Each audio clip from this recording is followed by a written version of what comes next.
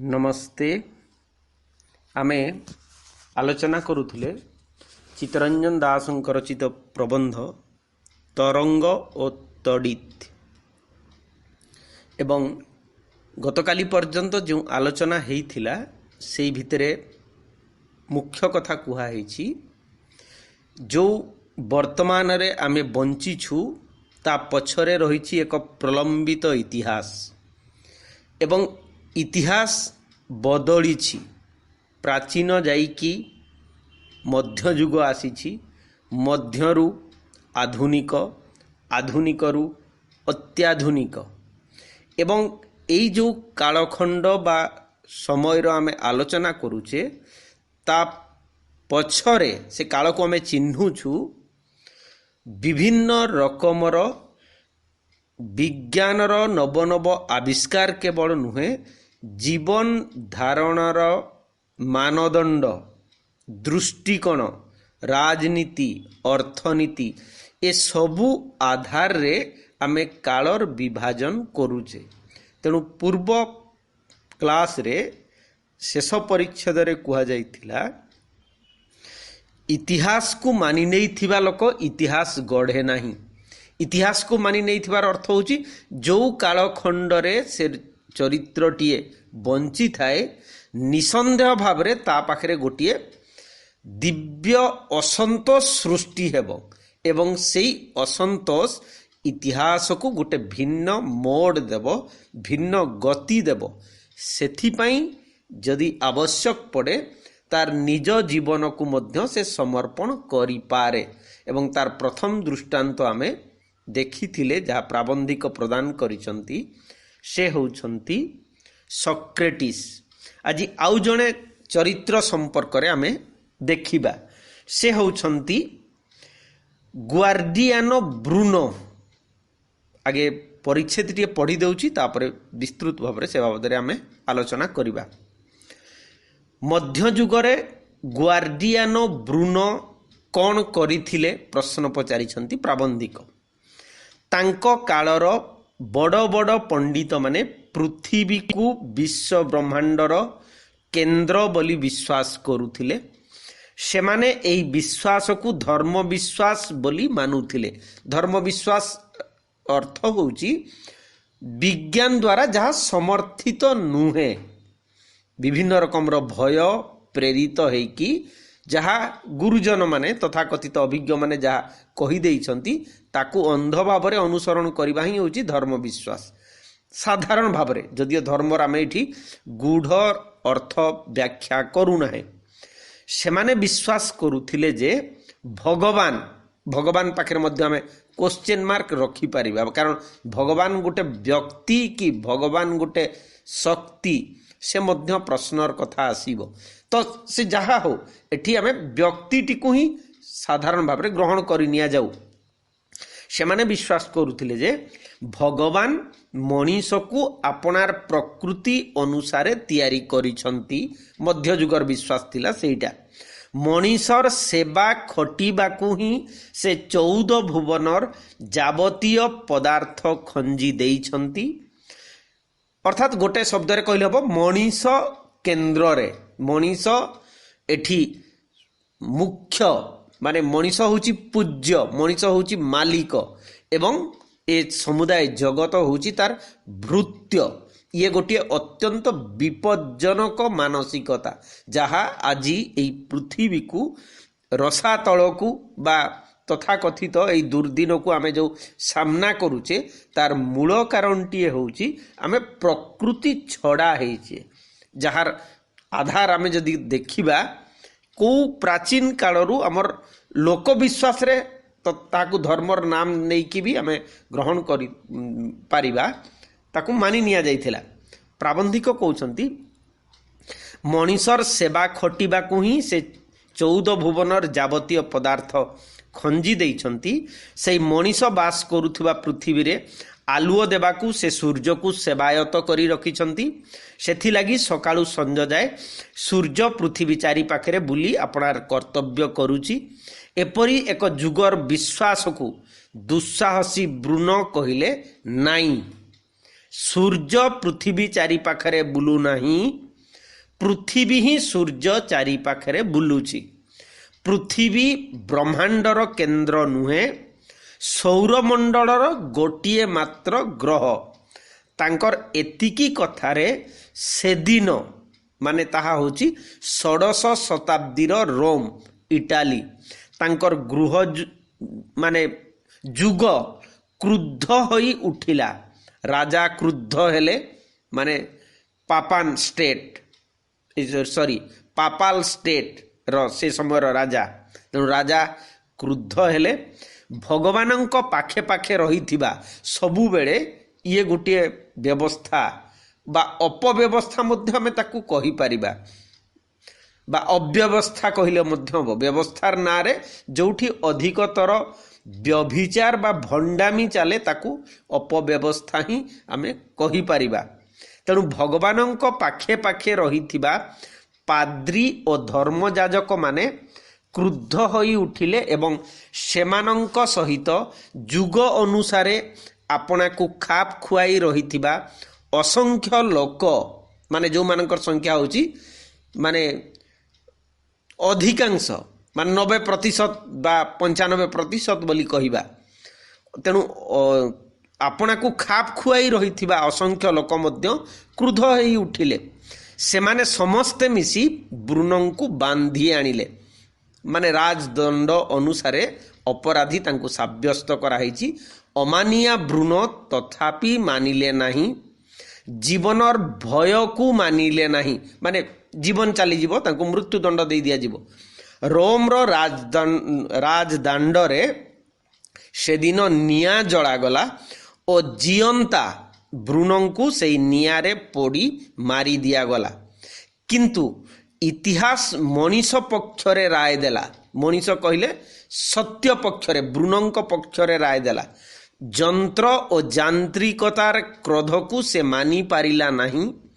ନିଜର ଜୀବନ ଦେଇ ବୃଣ ବିଜ୍ଞାନରେ ଏକ ନୂତନ ଉଦ୍ଘାଟନ ପର୍ଯ୍ୟାୟର ଶୁଭ ଦେଇଗଲେ ଏବଂ ଏହି ବୃଣଙ୍କୁ ଅନୁସରଣ କରି ପରବର୍ତ୍ତୀ ସମୟରେ ଗାଲିଲିଓ ସେ ତଥ୍ୟ ପ୍ରଦାନ କରିଛନ୍ତି ଯେ ଏହି ଜଗତରେ, ସୌର ଜଗତ ଭିତରେ ସୂର୍ଯ୍ୟ କେନ୍ଦ୍ରରେ ଏବଂ ସୂର୍ଯ୍ୟଙ୍କୁ ପ୍ରଦକ୍ଷିଣ କରି ପୃଥିବୀ ବୁଲୁଛି।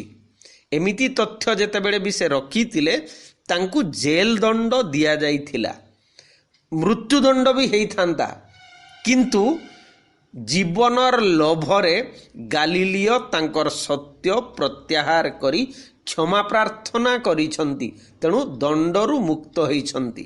ବୃଣ କିନ୍ତୁ ସେମିତି ସାଲିସ୍ କରିନାହାନ୍ତି।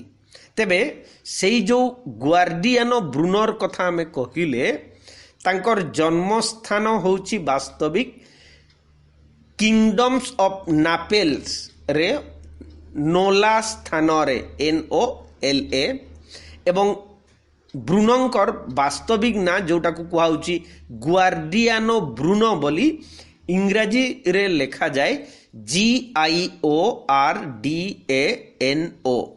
ଆଉ ବୃଣ BRUNO।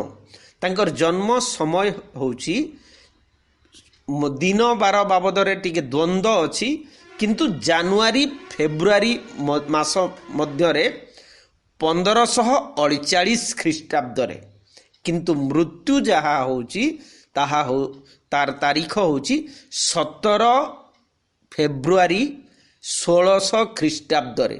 ଯେହେତୁ ତାଙ୍କୁ ମୃତ୍ୟୁଦଣ୍ଡ ଦିଆଗଲା, ମୃତ୍ୟୁଦଣ୍ଡ ଅର୍ଥ ହେଉଛି ଜଳନ୍ତା ଅଗ୍ନି ଭିତରକୁ ତାଙ୍କୁ ଜୀବନ୍ତ ଅବସ୍ଥାରେ ନିକ୍ଷେପ କରାଗଲା।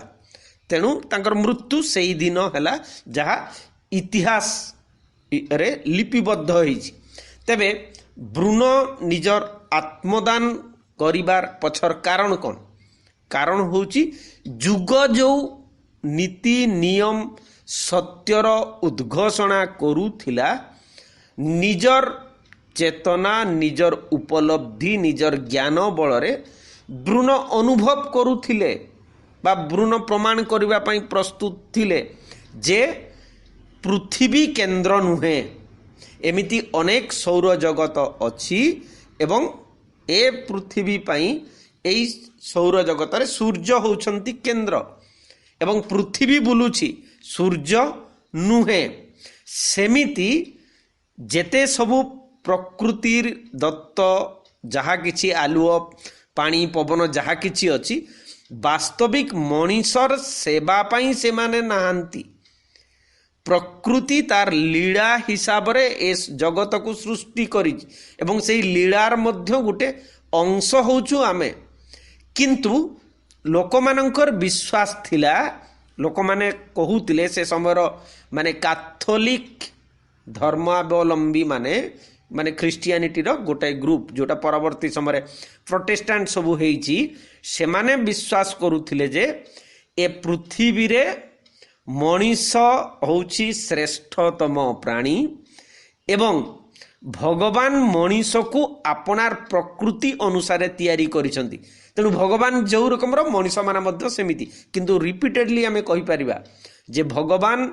यूरोपियन कल्पना रे वास्तविक जो रकम भारतीय कल्पना रे भगवान भिन्न एमिति कि ग्रीस रो कल्पना रे मध्य भगवान भिन्न अछंती तबे आमे से भीतर को जीवा को चाहिबा नहीं से कहउचंती मनीषर सेवा खटिबा को ही 14 भुवनर जावतीय पदार्थ खंजी दिया जाइछि ये गुटे होछि सबुठारु मारात्मक एवं अपविश्वास माने संसार रे गछ वृक्ष खनि खादान जल पवन जहा किछि देइछि आमर लाभ पाई कदापि नुहे आमर लाभ पाई जदि आमर मंगल पाई निसंदेह ता द्वारा आमे बंचुछे जीवन धारण करूछे किंतु एपरी गोटिए पर्याय को गला परे जदि आमे समुदाय प्रकृतिर ताकू आमे जदि भिन्न भाव रे कहबा ताकू बलात्कार करिकि सृष्टि को ए प्रकृति को ध्वस्त विध्वस्त करि देबा ताहले तार परिणाम आजी जो रकम ग्लोबल वार्मिंग बा विभिन्न रकम जो महामारी सामना करने को जाऊे बा सामना करूचे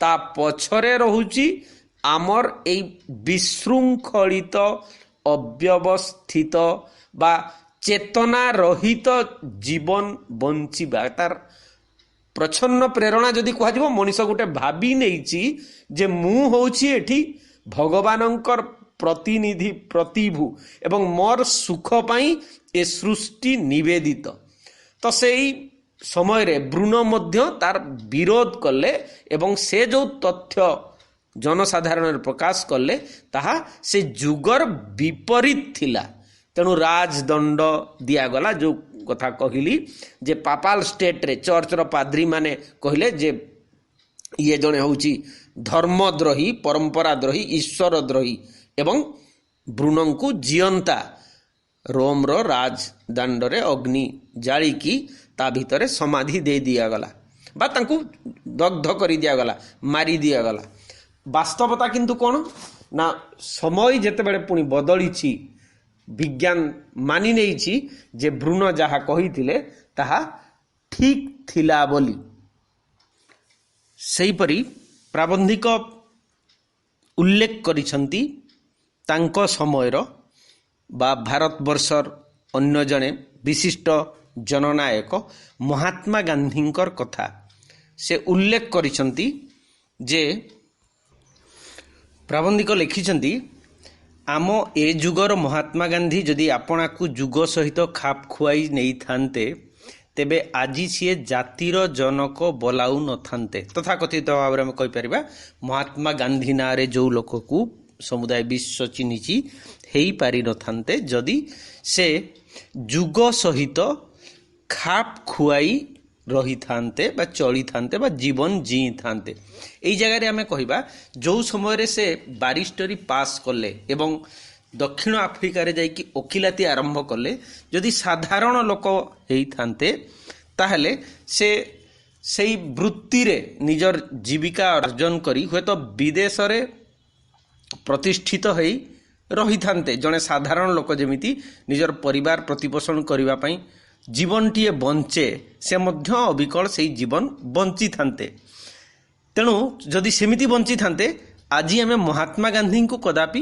पाई न थांते बा चिन्ही न थांते एही देशर केते गांधी परि मध्य विस्मृत होई रही थांते केते गांधीर अर्थ होची जे निजर जो संकीर्ण स्वार्थ सर्वस्व लक्ष्य ही तांकर एकमात्र परमार्थ हिसाब रे ग्रहण करि थांते एवं सेमिति जीवन टीए से माने बंचु थांते कदापि से माने महात्मा तो हेई नथान्ते।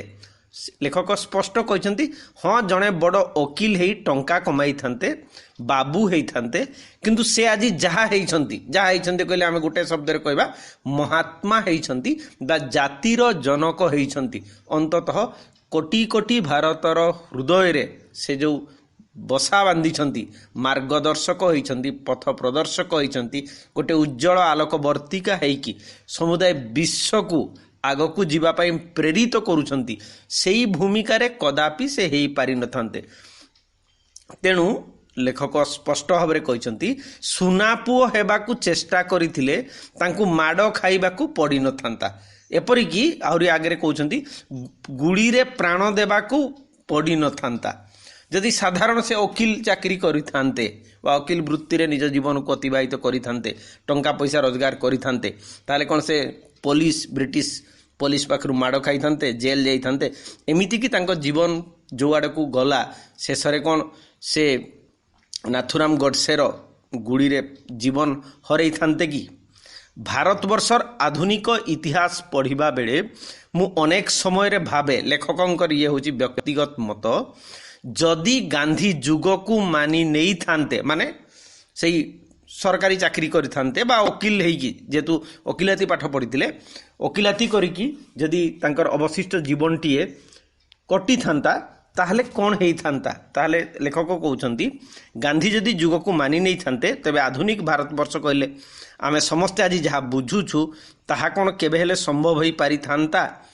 माने परोक्षरे लेखक कहबाकू चाहूँगी संभवतः जदि महात्मा गांधी भलिया चरित्रटी को भारतवर्ष पाई नथान्ता संभवतः अनुमान आम करिपारिबा माने निहाती कहिपारिबा ना इतिहास को मोड़ नहीं थान्ता किंतु समुदाय भारतवर्ष को गोटे एकतार सूत्र रे बांधिबार प्रयास एवं गोटे आंदोलन को जातीय आंदोलन रे रूपांतरित करिबा एवं परिशेष रे भारत छाड़ आंदोलन बाट देकी स्वाधीनता प्राप्ति निसंदेह तार किछि श्रेय गांधी पाखकू जीव। और जदि धर ए सब जिनस गुड़िक हो न था ताहले आमे कौन कहबा हुए तो जमिति 1990 कि 95 मसीह जिते साउथ आफ्रिका स्वतंत्र होउची भारतवर्ष मध्य 47 रे स्वाधीन राष्ट्र हिसाब से कदापि नहीं था से पराधीन ही रही था एवं भारतवर्ष जदि स्वाधीन हो न था ताले वर्तमान शिक्षा सुविधा गमनागमन स्वास्थ्य जहाँ कि ये कौन एमती होता कि से जो तमसाच्छन्न महादेश आफ्रिका परी ये रही था ये तेणु यही क्वेश्चन टी लेखक पचारि तेणु भारतवर्ष कहले आम जहाँ बुझुचु ताहा हेई पारि न था जदि गांधी न थान्ते। एवं आहुरी कथाटी को स्पष्ट करने कहते जदि मधुसूदन किंबा तांकर समसामयिक ओडिशा को यथेष्ट बा यथार्थ बोली मानि नहीं थान्ते मधुसूदन कहले उत्कल गौरव मधुसूदन दास जो मानकर भूमिका द्वारा ओडिशा भाषा भित्ति रे प्रथम थर पाई स्वतंत्र प्रदेश हिसाब रे मान्यता पाइछि जदि से प्रयास न करि थान्ते आज आमे ओडिशा कहले जहाँ बुझुचे फकीर मानक भाषा रे ताहा 3 थेंटिया काकुड़ी बाड़ी ही रही था हुए तो ओडिशा न था फाड़े बेंगल सहित था फाड़े आंध्र प्रदेश सहित फाड़े मध्य प्रदेश कि बिहार सहित एमती हिसाब से ओडिशार अस्तित्व गोटे समय विपन्न होता। तेणु लेखक स्पष्ट करी कहउछन्ति तेबे आज आमे ओडिशा और ओडिया कहले ओडिया बोली जहाँ बुझुचु ताहा कौन प्रकृत संभव हो पारि थान्ता ये प्रश्नटे जदि मधुबाबूंकर उत्कल सम्मिलनी ठू आरंभ करी ओडिशा भाषा सुरक्षा एवं ओडिशा स्वतंत्र प्रदेश पाई जो रकमर से समय आंदोलन चलिला प्रतिवाद चलिला लोक मानकु एकाठी कले एवं सेथिपाई जो भूमिका विभिन्न लोक गोदावरी ठू आरंभ करी उत्कलमणि गोपबंधु आमर जो गजपति कृष्णचंद्र रामचंद्र भंजदेव श्री रामचंद्र भंजदेव मयूरभंज राजा जो मानकर जहाँ भूमिका थिला जदि वास्तविक हो न था आज ओडिशा मध्य स्वतंत्र प्रदेश हो पारि न था किंतु मुख्य श्रेय होउची मधुबाबू को लेखक देइछन्ति एवं सेही समय रे एठी आउरी आकु जाइकी कहछन्ति जदि खलील जिब्रान ये होउछन्ति इस्राएल रो जने इहुदी लेखक तांकर समसामयिक लेबानन को मानि नहीं थान्ते जदि पास्तरनाक बोरिस पास्तरनाक ତାଙ୍କ ରୁଷିଆକୁ ମାନି ନେଇ ଚୁପ୍ ହୋଇ ରହିଥାନ୍ତେ, ତେବେ କ'ଣ ବିଶ୍ୱ ସାହିତ୍ୟରେ ଜିବ୍ରାନ୍ ଓ ପାସ୍ତର୍ନାକ୍ ସମ୍ଭବ ହୋଇପାରିଥାନ୍ତେ? ଦୁଇ ଜଣ ବିଶ୍ୱ ସାହିତ୍ୟରେ ବହୁ ସୁପରିଚିତ, ବିଶେଷ ଭାବରେ ଜିବ୍ରାନ୍ଙ୍କର, ଖଲିଲ ଜିବ୍ରାନ୍ଙ୍କର ମହାମାନବ ବା ଦି ପ୍ରଫେଟ୍, ତାର ଓଡ଼ିଆ ଅନୁବାଦ ମଧ୍ୟ ଚିତ୍ତରଞ୍ଜନ ଦାସ କରିଛନ୍ତି ଏବଂ ପାସ୍ତର୍ନାକ୍ ତାଙ୍କର ମଧ୍ୟ କାଳଜୟୀ ଉପନ୍ୟାସ ଡକ୍ଟର ଜିଭାଗୋ ତାକୁ ମଧ୍ୟ ଅନୁବାଦ କରିଛନ୍ତି ଚିତ୍ତରଞ୍ଜନ ଦାସ। ଏମିତିକି ଚିତ୍ତରଞ୍ଜନ ଯେଉଁ ବରିଶ ପାସ୍ତର୍ନାକଙ୍କର ହାତ ଲେଖା ଚିଠି ମଧ୍ୟ ତାଙ୍କ ପାଖକୁ ଆସିଛି। ସେଇଟା ଆମେ ବରିଶ ପାସ୍ତର୍ନାକ ଯେତେବେଳେ ପଢ଼ିବା ସେ ସମ୍ପର୍କରେ ଆଲୋଚନା କରିବା। ତେବେ ସେଇ ପ୍ରଶ୍ନଟିଏ ସେ ଆମ ଆଗରେ ଉପସ୍ଥାପନ କରିଛନ୍ତି, ଯୁଗକୁ ମାନି ନ ନେଲେ ହିଁ ସେମାନେ ଖଲିଲ ଜିବ୍ରାନ୍ଙ୍କ ପାଇଁ ଆଜି ପୃଥିବୀରେ ସ୍ୱତନ୍ତ୍ର ଭାବରେ ଗୋଟେ ଇସ୍ରାଏଲ ଦେଶ ବା ରାଷ୍ଟ୍ର ପ୍ରତିଷ୍ଠା ହୋଇପାରିଛି ଏବଂ ବରିଶ ପାସ୍ତର୍ନାକଙ୍କ ପାଇଁ ହିଁ ରୁଷିଆର ସଭ୍ୟତା ଓ ସଂସ୍କୃତି ଗୋଟିଏ ବିକାଶର ସର୍ବୋଚ୍ଚ ଶିଖର ପର୍ଯ୍ୟନ୍ତ ଗୋଟେ ସମୟରେ ପହଞ୍ଚି ପାରିଛି। ଆମେ ସେ ସମ୍ପର୍କରେ ଅନ୍ୟ କ୍ଲାସ୍ରେ ଆଲୋଚନା କରିପାରିବା, ଯେହେତୁ 1000 ପୃଷ୍ଠାରୁ ଅଧିକ ଲେଖିଛନ୍ତି ଖଲିଲ ଜିବ୍ରାନ୍। ତାଙ୍କର ସମୁଦାୟ ଗ୍ରନ୍ଥାବଳୀ ମଧ୍ୟ ମିଳୁଛି, ଯଦିଓ ଓଡ଼ିଆରେ ଅନୁବାଦ ହେଇଛି କେବଳ ମହାମାନବ କିମ୍ବା ଆଉ ଖଣ୍ଡେ ଦୁଇ ଖଣ୍ଡ ଏମିତି କ'ଣ ଅନୁବାଦ ହେଇଥିବ, କିନ୍ତୁ ତାଙ୍କର ହିବ୍ରୁରୁ ଇଂରାଜୀରେ ସରଳ ଭାବରେ ମିଳୁଛି ଖଲିଲ ଜିବ୍ରାନ୍ଙ୍କର କମ୍ପ୍ଲିଟ୍ ୱାର୍କସ୍। ସେମିତି ବରିଶ ପାସ୍ତର୍ନାକଙ୍କର ଡକ୍ଟର ଜିଭାଗୋ ଓଡ଼ିଆର ଅନୁବାଦ ହେଇଛି, ତା ମଧ୍ୟ ପଢ଼ିକି ଆମେ ସମୁଦାୟ ରୁଷିଆ ଓ ଇସ୍ରାଏଲର ସାମାଜିକ ସଭ୍ୟତା ଏବଂ ଏଇ ଯେଉଁ ନ ମାନି ପାରିବାର ଗୁଣ, ଅମାନିଆ ଗୁଣ ପାଇଁ କେମିତି ଗୋଟିଏ ଦେଶ ଏବଂ ଯୁଗର ଢାଞ୍ଚା, ଧାରା, ଜୀବନ ଶୈଳୀ ବଦଳି ଯାଇଛି ଆମେ ବୁଝିପାରିବା। ତେଣୁ ଲେଖକ ଅମାନିଆ ଉପରେ ଏବଂ ସକାରାତ୍ମକ ଅମାନିଆ ହେବା ଉପରେ ଅଧିକ ଗୁରୁତ୍ୱ ଦେଇଛନ୍ତି ଏବଂ କନକ୍ଲୁଜନ୍ ଦେଲା ଭଳିଆ ପରବର୍ତ୍ତୀ ପରିଚ୍ଛେଦରେ କହୁଛନ୍ତି, ମାନି ନେଇଥିବା ମଣିଷ ଏହି ସଂସାରକୁ ଗଢ଼ି ନାହିଁ। ମାନେ ସମୁଦାୟ 17ଟି ପରିଚ୍ଛେଦ ଭିତରେ ଗୁରୁତ୍ୱପୂର୍ଣ୍ଣ ଧାଡ଼ି ହେଉଛି ସମ୍ଭବତଃ ଏହା, ଅମାନିଆ ଗଢ଼ିଛି। ଅମାନିଆ କହିଲେ ଏଠି ଆମେ ସେଇ ଯେଉଁ ବ୍ରୁନୋ କହିପାରିବା, ସକ୍ରେଟିସ୍ କହିପାରିବା, ଏମିତିକି ଏଇ ଧାଡ଼ିରେ ଆମେ ବୁଦ୍ଧଙ୍କୁ ମଧ୍ୟ ରଖିପାରିବା।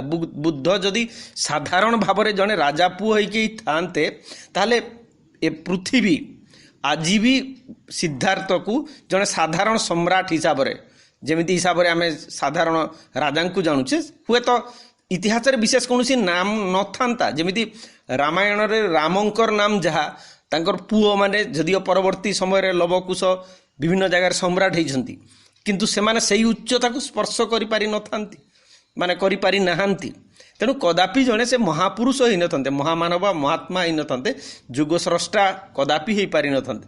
ତେଣୁ ଅମାନିଆ ସପକ୍ଷରେ ସେ କହୁଛନ୍ତି ଯେ ଇତିହାସ ବା ଯୁଗ ଯିଏ ଗଢ଼ିଛି, ସଂସାରକୁ ଯିଏ ଗଢ଼ିଛି, ସେ ହେଉଛି ଏଇ ଅମାନିଆ ମାନି ନେଇଥିବା ମଣିଷ କଦାପି ସଂସାରକୁ ଗଢ଼ି ପାରିବ ନାହିଁ। ସେ ମେଷ ତାଙ୍କର ଆଉ ଗୋଟେ ପ୍ରବନ୍ଧ ସଂକଳନ ଅଛି ଚମତ୍କାର ଚିତ୍ତରଞ୍ଜନ ଦାସଙ୍କର, ଶୁକର ଓ ସକ୍ରେଟିସ୍, ଯେଉଁଟାରେ ସେ ଚମତ୍କାର ଭାବରେ ଗୋଟେ ବାକ୍ୟ ବ୍ୟବହାର କରି କହୁଛନ୍ତି ଯେ ସନ୍ତୁଷ୍ଟ ଶୁକର ଅର୍ଥ ହେଉଛି ଘୁଷୁରୀ, ସନ୍ତୁଷ୍ଟ ଶୁକର ହେବା ଅପେକ୍ଷା ଅସନ୍ତୁଷ୍ଟ ସକ୍ରେଟିସ୍ ହେବା ବହୁ ଗୁଣରେ ଶ୍ରେୟସ୍କର। କାରଣ ସକ୍ରେଟିସ୍ ଗୋଟେ ନୂଆ ଯୁଗ ଗଢ଼ିବ, ଆଉ ସନ୍ତୁଷ୍ଟ ଶୁକର ମାନେ ଯେଉଁ ରକମର ବଞ୍ଚୁଛନ୍ତି ନାଳ ନର୍ଦ୍ଦମାରେ ମଇଳାକୁ ଖାଇକି, ସେମାନେ କେବଳ ତାରି ଭିତରେ ବଞ୍ଚିବାକୁ ଚାହିଁବେ। ଏମାନେ ନୂଆ କିଛି ସମାଜ ସଂସାର ପାଇଁ ନିଜକୁ ନିବେଦିତ କରିବେ ନାହିଁ। ଯୁଗକୁ ମାନି ନେବା ଓ ତାହାରି ସହିତ ଖାପ ଖୁଆଇ ନେବାକୁ ଚେଷ୍ଟା କରୁଥିବା ମଣିଷ ଯୁଗର ଗ୍ରାସରେ ପଡ଼ିଯାଇଛି।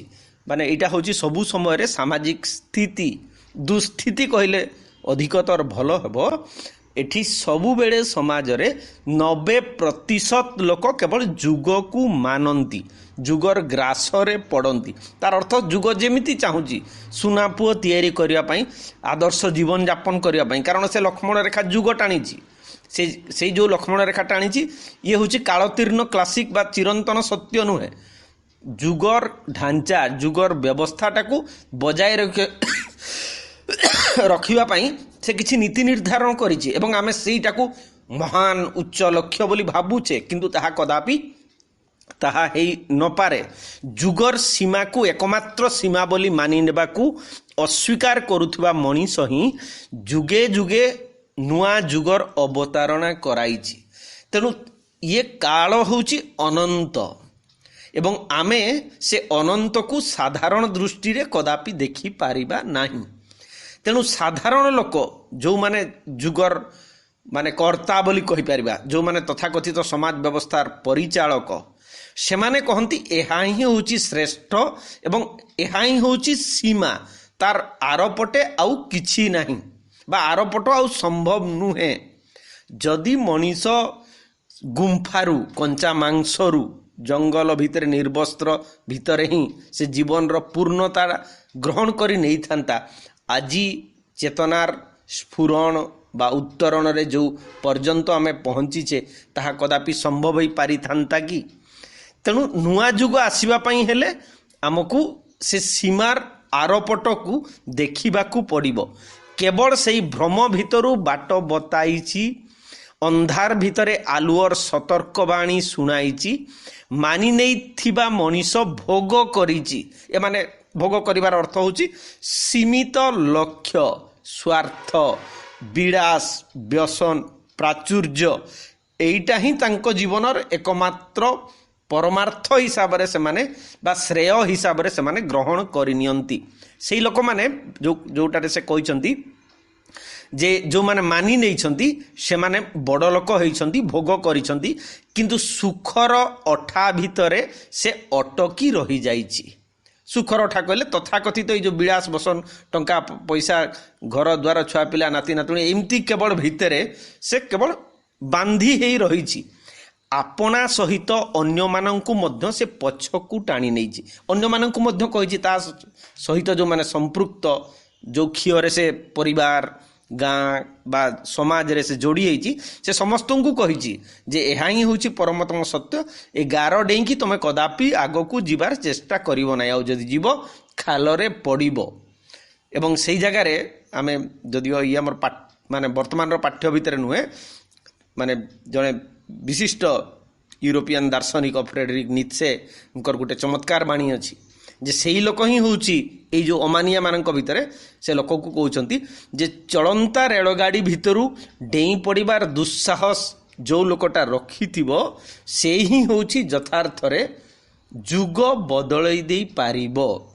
ମୁକ୍ତ, ସ୍ୱାଧୀନ, ସ୍ୱତନ୍ତ୍ର ମଣିଷ ଯେଉଁମାନେ ଏମିତି ଅମାନିଆ ହେବେ, ଚଳନ୍ତା ଟ୍ରେନ୍ରୁ, ଏଠି ଟ୍ରେନ୍ ଗୋଟେ ପ୍ରତିଷ୍ଠା, ଭିନ୍ନ ସିମ୍ବଲ ହିସାବରେ ସେ ପ୍ରେଜେଣ୍ଟ କରିଛନ୍ତି।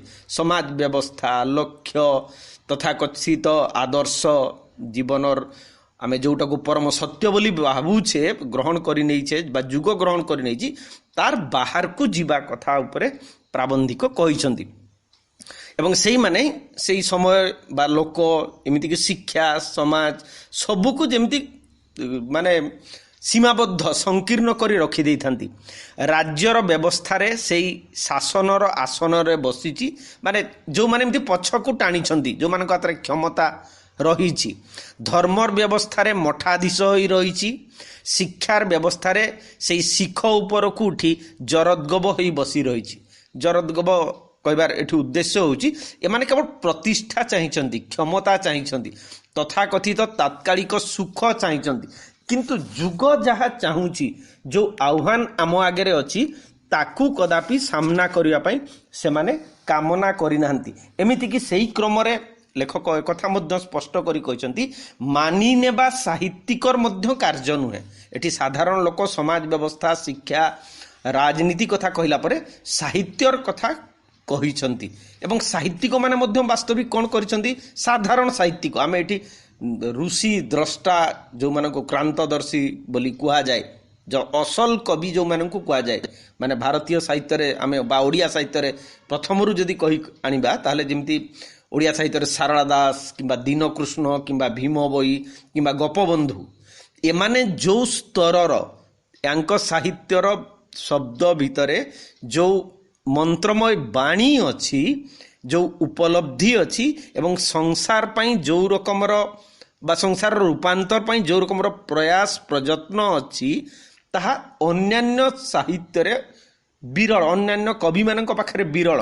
ସେଇ ଜାଗାରେ ଏଠି ସେ କହିଛନ୍ତି ଯେ ସାହିତ୍ୟିକ ମାନେ ବର୍ତ୍ତମାନର ମାନେ ଏ ପ୍ରବନ୍ଧ ଲେଖା ହେଇଛି 62 ମସିହାରେ। 62 ମସିହାର ଲେଖକ, ଓଡ଼ିଆ ଲେଖକମାନଙ୍କ ଉପରେ ତାଙ୍କର ମତ ହେଉଛି ଏମିତି: ତୁଚ୍ଛା ବାସ୍ତବକୁ ମାନି ନେବାକୁ ଯେଉଁମାନେ ବାସ୍ତବବାଦ ବୋଲି କହନ୍ତି। ଏଠି ଆମେ ସାହିତ୍ୟର ତତ୍ତ୍ୱରେ ବାସ୍ତବବାଦ ବୋଲି ଗୋଟେ ତତ୍ତ୍ୱ ଅଛି।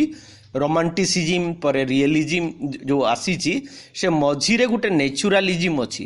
ସାହିତ୍ୟ ତତ୍ତ୍ୱରେ ପଢ଼ିଲା ବେଳେ ଆମେ ସେ ବାବଦରେ ଅଧିକ ଆଲୋଚନା କରିପାରିବା। କିନ୍ତୁ ବାସ୍ତବର ଗୋଟେ ହେଉଛି ଆପେକ୍ଷିକ। ବାସ୍ତବ କହିଲେ ରୋଟି କପଡ଼ା ମକାନ ବା କମ୍ୟୁନିଜିମ୍ ବା ସାଇନ୍ସର ସୂତ୍ର ଅନୁସାରେ ଯାହା କିଛି ସତ୍ୟ, ଫଟୋଗ୍ରାଫିକ୍ ଟ୍ରୁଥ୍ ଯେଉଁଟାକୁ ଆମେ କହିପାରିବା, ଲ୍ୟାବୋରେଟୋରୀରେ ଯାହା ପରୀକ୍ଷା କରାହେଇକି ପ୍ରମାଣିତ ହୋଇଗଲା ତାହା ହିଁ ଏକମାତ୍ର ସତ୍ୟକୁ ମାନି ନେବା, ସେ କଥା ନୁହେଁ। ଏଠି କୁହାଯାଇଛି, ସେ କହୁଛନ୍ତି ଯେ ତୁଚ୍ଛା ବାସ୍ତବକୁ ମାନି ନେବାକୁ ଯେଉଁମାନେ ବାସ୍ତବବାଦ ବୋଲି କହନ୍ତି ସେମାନଙ୍କୁ ମୁଁ କେବଳ ଅବାସ୍ତବବାଦୀ ହିଁ କହିବି। ମାନେ ଅନରିଏଲର ଅର୍ଥ ହେଉଛି ଏମାନେ ତାର ଉର୍ଦ୍ଧ୍ୱରେ ମଧ୍ୟ ଆହୁରି ସତ୍ୟ ଅଛି। ସେଇ ସତ୍ୟ ବାବଦରେ ସେମାନେ ଜାଣିବା ଜରୁରୀ। କାରଣ ପ୍ରାବନ୍ଧିକ କହୁଛନ୍ତି ସେମାନେ ଜୀବନର ସର୍ବମୂଳ ଧର୍ମକୁ ଆଦୌ କରିପାରନ୍ତି ନାହିଁ। ମାନେ ଜୀବନର ସର୍ବମୂଳ ଧର୍ମ, ସର୍ବମୂଳ ପ୍ରକୃତି ବା କର୍ମ। କାରଣ ସବୁଠାରୁ ରହସ୍ୟମୟ ଏ ସୃଷ୍ଟିରେ ହେଉଛି ଜୀବନ। ଆମେ ଅନୁମାନ କରୁଛେ, କିଛି ଅନୁଭୂତି ଅଛି, କିନ୍ତୁ ତାପରେ ମଧ୍ୟ ଆଖି ଫିଟେଇଲା ପରଠାରୁ ଆମେ ଆଲୁଅ କ'ଣ ଦେଖୁଛେ। କିନ୍ତୁ ଯେତେବେଳେ କୁହାଯିବ ଆଲୁଅ କ'ଣ କହିବା ପାଇଁ, ସମ୍ଭବତଃ ତାକୁ ଭାଷାରେ ପ୍ରକାଶ କରାଯାଇପାରିବ ନାହିଁ। ସେମିତି ଆମେ 18, 20, ମାନେ 40, 50, 100 ବର୍ଷ ଏମିତିକି କେତେ ଜନ୍ମ ନେଇଛେ, କିନ୍ତୁ ଗୋଟାଏ ଶବ୍ଦରେ ଯେତେବେଳେ କୁହାଯିବ ଯେ କୁହ ଜୀବନ କ'ଣ ବୋଲି, ତାକୁ ବୁଝେଇବାକୁ ଆମକୁ ଜନ୍ମ ଜନ୍ମାନ୍ତର ଲାଗିଯିବ। ତେଣୁ ଏଇ ଜୀବନର ରହସ୍ୟ ବାସ୍ତବିକ କଳନା କରିବା ଏତେ ସହଜ ବ୍ୟାପାର ନୁହେଁ। ବାସ୍ତବକୁ ଅସ୍ୱୀକାର କରି ଯେଉଁମାନେ ଆପଣାର କଳ୍ପିତ ଆଦର୍ଶର ମକ୍କା ବା ମଦିନାରେ ବିଚରଣ କରୁଥାନ୍ତି, ସେମାନେ ଯେପରି ଅବାସ୍ତବବାଦୀ, ବାସ୍ତବକୁ ସତେ ଅବା ଗୋଟେ ଆବଦ୍ଧ ଘର ବୋଲି ଗ୍ରହଣ କରି ତାହାକୁ ହିଁ ସତ୍ୟ ସର୍ବସ୍ୱ ବୋଲି ମାନି ନେଇଥିବା ସାହିତ୍ୟିକମାନେ ମଧ୍ୟ ଠିକ୍ ସେହିପରି ଅବାସ୍ତବବାଦୀ। ଆମ ଉପନିଷଦରେ କବି ସୃଷ୍ଟି କରେ, ବାସ୍ତବିକ ପରିସ୍ଥିତି ଯେତେ ବେଶୀ ନିବୁଜ, ଉପନିଷଦରେ କବି କହିଲେ ବାସ୍ତବିକ ଭଗବାନଙ୍କୁ କୁହାଯାଇଛି। କୃତାନ୍ତବିତ୍ କବି ବୋଲି ତାର ସଂଜ୍ଞା ନିରୂପିତ କରାହେଇଛି। କୃତାନ୍ତର ଅର୍ଥ ହେଉଛି କାଳ, ଏବଂ ଏ କାଳ ହେଉଛି ସାଧାରଣ ଭାବରେ ଅନନ୍ତ ମହାକାଳ ସମ୍ପର୍କରେ ଯାହାର ଜ୍ଞାନ ଅଛି, ବୋଧ ଅଛି, ଅଭିଜ୍ଞତା ଅଛି, ସେ ହିଁ ହେଉଛି କାଳ ମାନେ କବି। ଏବଂ ଆମ ପାଇଁ ଏକମାତ୍ର ମାନେ କବିରେବ ପ୍ରଜାପତି, ସ୍ରଷ୍ଟାଙ୍କୁ ଆମେ କବି ଆସନରେ ରଖିଛେ। ବାସ୍ତବିକ ପରିସ୍ଥିତି ଯେତେ ବେଶୀ ନିବୁଜ ପରି ମନେ ହେଉଥିଲେ ମଧ୍ୟ ତଥାପି ସେଥିରେ ନାନା ଦ୍ୱାରର ସନ୍ଧାନ କରି ବୁଲେ। ତେଣୁ ଆମେ ବାସ୍ତବ ପରିସ୍ଥିତି କହିଲେ ଯେଉଁ କାଳଖଣ୍ଡରେ ଜୀବନ ବଞ୍ଚୁଛେ, ସେଇ ଜୀବନ ଭିତରେ ଅନେକ ସମୟରେ ଆମର ଅସୁବିଧା ଗୁଡ଼ିକ କ'ଣ ହେଉଛି, ଆମେ ଭାବୁଛେ ଯେ ଜୀବନ ୟାଠୁ ବଦଳିବ ନାହିଁ, ସୁଧୁରିବ ନାହିଁ। 50 ବର୍ଷ ତଳେ ବା 100 ବର୍ଷ ତଳେ ମଣିଷ କଦାପି ଚିନ୍ତା କରିଥିଲା ଯେ ଏମିତି ଗୋଟେ ଆଲୋକିତ ସମାଜ, ସଭ୍ୟତା, ପ୍ରଗତିଶୀଳ ଆଜି ବିକାଶର ଯେଉଁ ସ୍ତରରେ, ଯେଉଁ ସୁଖ ସୁବିଧା କମ୍ଫର୍ଟରେ ଆମେ ବଞ୍ଚୁଛେ, 100 ବର୍ଷ ତଳର ମଣିଷର କଳ୍ପନାରେ ମଧ୍ୟ ତାହା କଦାପି ପହଞ୍ଚି ପାରିନଥିଲା। ଯେମିତି ଆମର କଳ୍ପନାରେ ସେ ପକ୍ଷୀରାଜ ଘୋଡ଼ା, ପୁଷ୍ପକଯାନ ଏଗୁଡ଼ା କଳ୍ପନାରେ ଥିଲା, କିନ୍ତୁ ବାସ୍ତବ ଏବେ ଆମେ ଅଙ୍ଗେ ଲିଭଉଛେ, ଆମେ ଅନୁଭୂତ କରୁଛେ। ଏବଂ ଏସବୁ ଜିନିଷ ଅମାନିଆ ମାନଙ୍କ ଦ୍ୱାରା ହିଁ ସମ୍ଭବ ହେଇପାରିଛି। ତେଣୁ ଲେଖକ କହୁଛନ୍ତି ସେଇ ପରିଚ୍ଛେଦର ଅନ୍ତିମ ଚରଣରେ, ତାର ବିଶ୍ୱାସ ଓ ତାର ସୃଜନାନୁରାଗ ସ୍ୱୀକୃତ ସବୁ ସୀମାକୁ ଡେଇଁ ସେ ପାଖକୁ ଚାଲିଯାଏ। ମାନେ ଆମେ କହିପାରିବା ଷ୍ଟିଲ୍ ଦେୟାର ଇଜ୍ ୟେସ୍, ତା ବାହାରେ ମଧ୍ୟ ଆହୁରି କିଛି ସମ୍ଭବ ହେଇପାରିବ। ଏଇ ବିଶ୍ୱାସଟା ଯେ ପର୍ଯ୍ୟନ୍ତ ରହିବ, ତାହା ହିଁ ହେଉଛି ଅସଲ ସୃଜନଶୀଳତା। ଏବଂ ତାହା ହିଁ ହେଉଛି ଆମର ତଥାକଥିତ ବର୍ତ୍ତମାନ ବିଜ୍ଞାନ କିମ୍ବା ଏଇ ଯେଉଁ IT sector, information technology, nano technology, bio informatics, ଯାହା ଯାହା କିଛି ନୂଆ ଆସୁଛି, ଇଏ ହେଉଛି ମଣିଷର ଭିତରର ଆସ୍ପୃହା ଯେ ଜୀବନକୁ ଆହୁରି କେମିତି ସରଳ କରାଯାଇପାରିବ, ଆହୁରି କିଛି केमिति सुविधारे बंची हेबो सेथिपाई देशटा जाक समस्ते अंधार को मानि नेउथिले मध्य जे तथापि आलुओ उपरे विश्वास रखी थाए जुगटा जाक नाना मरणर षड्यंत्र को जीवन बोली ग्रहण करी नेउथिले मध्य तथापि से आउ केउठी यथार्थ जीवनर संधान करी बाहरे विश्वव्यापी जीवनर श्रद्धा ता भितरे एक असंतोषर निया जाली देई थाए ता भितरे नाही बोली कहिबार दुस्साहस भरी देई थाए एही असंतोष और एही दुस्साहस सकल प्रमाद एवं सकल क्षति सत्वे ताकू कवि करी तैयारी करे ता भितरे साहित्यिक परि बंचिबार प्राचुर्य भरी देई थाए तेणु एठी साहित्यिक परि बंचिबा संपर्क रे जो कथा कुहाइछि याकू आमे भिन्न शब्द व्यवहार करि परिबा यथार्थ कवि होछि जने क्रांतिकारी यथार्थ कवि होछि जने विप्लवी जे वास्तविक सर्जना करिबो सृष्टि करिबो केवल शब्द जोड़ी साहित्य सृष्टि करिबा ये कवितार कथा नुहे नुआ जीवनर संभावना देबो नुआ रकमर नुआ दिगंत को स्पर्श करिबो एवं साहित्य रे जोटा माने जेमती आमे सुनीचे बा आमे जानीचे भल भाबरे जो टॉम ककांकर कुटीर माने अमेरिका रे जो दासत्व प्रथा बा अस्पृश्यता संपर्क रे जो व्यवस्था थिला गण आंदोलन करिबा पछरे से पुस्तकर भूमिका को रकम रो ए कथा हमें जानीचे एमिति कि भारत वर्ष रे स्वाधीनता संग्राम रो पृष्ठभूमि रे जो माने कविता लिखुथिले जेमिति हमर कुंतला कुमारी साबत किंबा जातीय कवि वीरकिशोर दास एमानंक रचना रे एमिति कि साम्यवादी आंदोलन रो जो नेतृत्व थिले आमर भगवती चरण पाणिग्राही सच्चिदानंद राउतराय अनंत पट्टनायक एमिति अनेक लेखकंकर बही गोटाए समय रे बाज्याप्त हेइथिला तार कारण होची कोन ना तांको लेखारे से जुगर सीमा डेई अन्य एक संभावना प्रतिफलित हेइथिला अन्य एक माने उज्जवल समाज व्यवस्था संपर्क रे से माने इंगित देइथिले ये होची तार